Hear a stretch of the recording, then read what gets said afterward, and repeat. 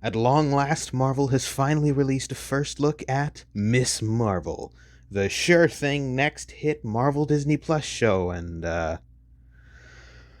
oh, dear God, it's worse than we expected. Misery, misery, misery. We open with Kamala. Oh, wait, sorry, Kamala? Yeah, we already reused the name pronunciation gag from Shang-Chi. Repeating the same unfunny joke doesn't make it more funny, Marvel. It's still annoying and patronizing as hell. We open with Kamala and what looks to be a meeting with her school counselor, of course played by your standard Southern California Starbucks barista who's in crippling debt from their gender studies degree. We get flashes of her imagining herself as Captain Marvel, and see that the whole world is telling her that these fantasies of hers simply aren't real. We get a bunch of shots to confirm that she and her family are indeed Muslim, so don't worry, that was retained from the source material, and given Falcon and the Winter Soldier's careful handling of political and social issues, I can't wait to see how this is handled. I'm a black man carrying the stars and stripes. What don't I understand? We see her going into the attic as she says this brilliantly thought out line. It's not really the brown girls from Jersey City who save the world. Then we see her finding a bracelet, which confirms that they have indeed changed her power set from the comics to be energy-based. Kamala even says it's cosmic, which honestly was by far the right move. Her original powers, aside from being a cheap Mr. Fantastic/Giant Man knockoff, while kinda dynamic on the page, have shown to not translate well to a photorealistic setting at all. In the dumpster fire officially known as Square Enix's Marvel's Avengers, they retained her comic powers, and they just look disturbing. So it's probably a good move to make it something less along the lines of John Carpenter body horror, and go with something more like the powers of Captain Marvel and Monica Rambeau, especially since, God help us, all three will be sharing a movie together soon. Can't wait to cover that one. Unfortunately, the powers just don't look all that unique. It's some flashy pinkish purple that definitely looks nice on screen, but isn't really anything new. It honestly looks like recolored effects for Green freaking Lantern. Even when changing her stupid derivative powers, they just give her different stupid derivative powers. They even come from some special piece of jewelry. There's some debate as to what exactly the origins of this thing are, though. Some say it's a piece of Kree tech, which would make sense again to tie her into her soon-to-be co-stars. Others say it's been made to link to her family's Muslim history and is actually a genie.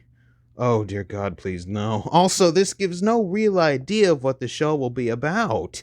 It looks like another by-the-numbers kid character gets crazy powers story, mixed with the usual paint-by-numbers coming-of-age story.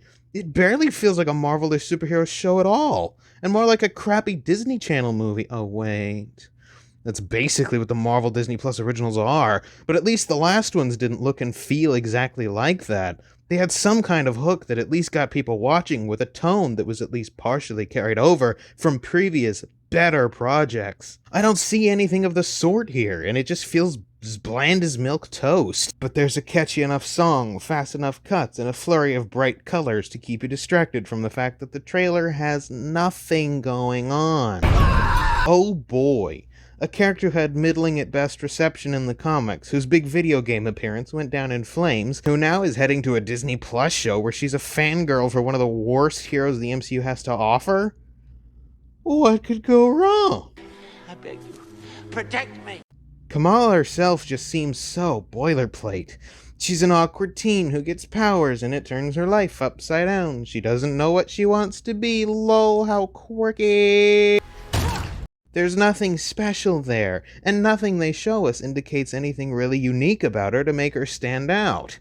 Well, aside from, as I said, showing off that Kamala is a Muslim character, and that seems to be the thing they're banking on to carry this show, going by this. It's not really the brown girls from Jersey City who save the world. Looks like another instance of Marvel deciding that the character is built around their skin color and cultural heritage. And look, that's just not enough to make an interesting character. She happily yells out, "I'm a superhero!" Powers do not the hero make. This is totally unearned, going by what we see in the trailer. Runs around on her little cosmic steps, makes her hands big, does some light shows and shields, but there's not a whiff of any superheroics. I could get powers tomorrow and use them all the time just to levitate the remote to me as I sit on the couch, but I'd have no business calling myself a superhero unless I actually did heroic things. Same goes for you, Kamala. She does nothing heroic in this.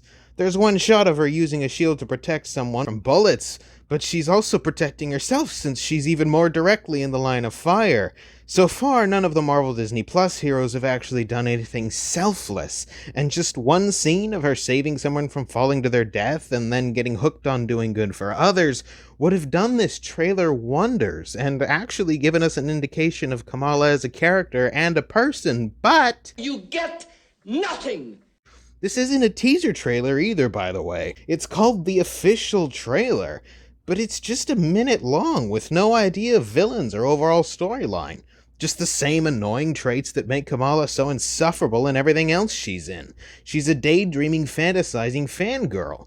To her credit, at least so far, this one isn't as over-the-top annoying as the Avengers game version. But instead of the character being insufferable, it looks like the style will take that role. We see a bunch of her daydreams, and they play with this idea of comic book word balloons, effects and the like, and it just falls flat hard. Into the Spider-Verse did a wonderful thing playing with how comic books can visualize sounds, how they're laid out on the page, and translating that to a 3D space. But this just feels like Marvel aping off of that, and it looks so cheap and out of place.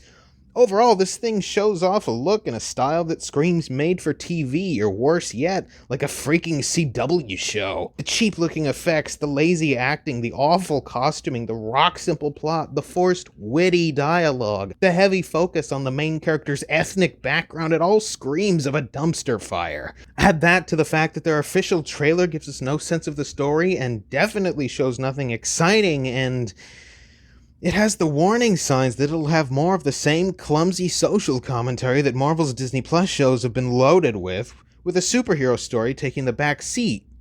Worst of all, the main character seems bland and self-victimizing, with an actress who doesn't look to have the acting chops to actually carry a solo show. In short, it looks like it's gonna be a mess, and I can't wait to cover it.